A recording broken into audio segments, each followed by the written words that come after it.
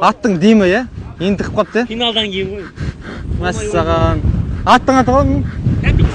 Кәмпит. Аттың есімі Кәмпит. Бірінші нөмір тапсыз. Неге бірінші нөмірді алдыңыз? Өзіңіз таңдап алдыңыз ба, жоқ әлде? Жоқ, таңдап алған жоқпын.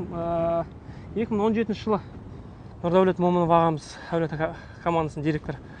Өз кәсіпқой спортта мансабын аяқтаған. Бірінші нөмір сол кісі келді, сол уақытқа дейін.